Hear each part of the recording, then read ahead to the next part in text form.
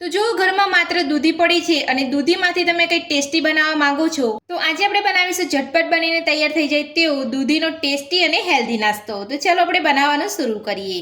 તો દૂધીનો ટેસ્ટી નાસ્તો બનાવવા માટે મેં અહીંયા એક દૂધી લીધી છે અને દૂધીની ઉપરની છાલ કાઢી અને દૂધીને સરસ રીતે ધોઈ લીધી છે। તો સૌથી પહેલા આપણે દૂધીને કટ કરી અને છીણી લઈશું। હવે આપણે દૂધીને મીડિયમ હોલવાળી છીણી વડે છીણી લઈશું। તો દૂધીને આપણે અહીંયા એક વાસણની અંદર છીણી લીધી છે। તો હવે આપણે તેની અંદર ઝીણી સમારેલી ડુંગળી ઉમેરીશું,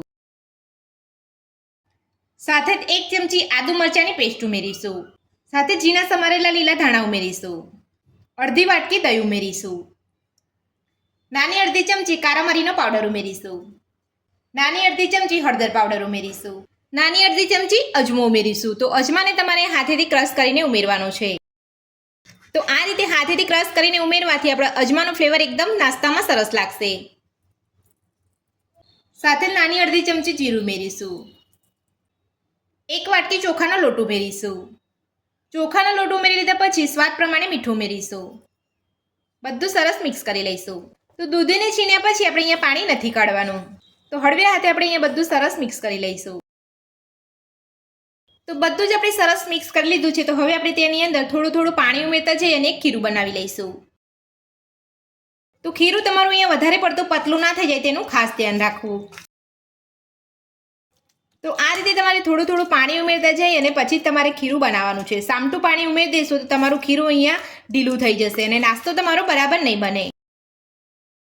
તો થોડું થોડું પાણી ઉમેરતા જઈએ અને આપણે અહીંયા નાસ્તાનું ખીરું બનાવી લીધું છે। તો તમારે આ રીતનું ખીરું બનાવવાનું છે, વધારે પડતું તમારે અહીંયા પતલું ખીરું કે વધારે પડતું જાડું ખીરું નથી બનાવવાનું। તો હવે આપણે તેની અંદર ફક્ત 2 ચપટી જેટલો બેકિંગ સોડા ઉમેરીશું। તો બેકિંગ સોડાની જગ્યા પર તમે ઈનોનો ઉપયોગ પણ કરી શકો છો। બેકિંગ સોડા ઉમેરી લીધા પછી હવે આપણે તેની ઉપર થોડો લીંબુનો રસ ઉમેરીશું અને બધું સરસ રીતે મિક્સ કરી લઈશું। તો આ રીતે બેકિંગ સોડા ઉમેરવાથી આપણો નાસ્તો એકદમ સોફ્ટ બનશે। તો બેકિંગ સોડા ઉમેરીને આપણે અહીંયા બધું સરસ મિક્સ કરી લીધું છે અને નાસ્તાનું ખીરું આપણું બનીને તૈયાર છે। તો હવે આપણે ખીરામાંથી નાસ્તો બનાવીશું। નાસ્તો બનાવવા માટે મેં ગેસ ઉપર એક તવો રાખ્યો છે અને તવો આપણો અહીંયા થોડો ગરમ થઈ ગયો છે। તો હવે આપણે તવા ઉપર થોડું તેલ લગાવી લઈશું। તેલ લગાવી લીધા પછી હવે આપણે નાસ્તાનું ખીરું લઈ લઈશું।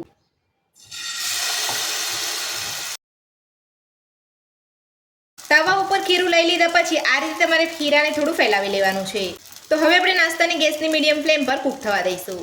તો નાસ્તાને કૂક કરીએ 2 થી 3 મિનિટ જેટલો સમય થઈ ગયો છે। તો હવે આપણે નાસ્તાની ઉપર થોડું તેલ લગાવી અને નાસ્તાને પલટાવીને ચેક કરી લઈશું।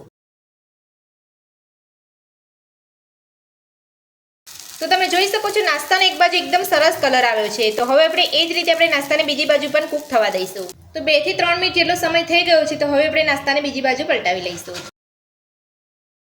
તો તમે જોઈ શકો છો આપણે બીજી બાજુ નાસ્તો એકદમ સરસ કૂક થઈ ગયો છે અને કલર પણ એકદમ સરસ આવ્યો છે।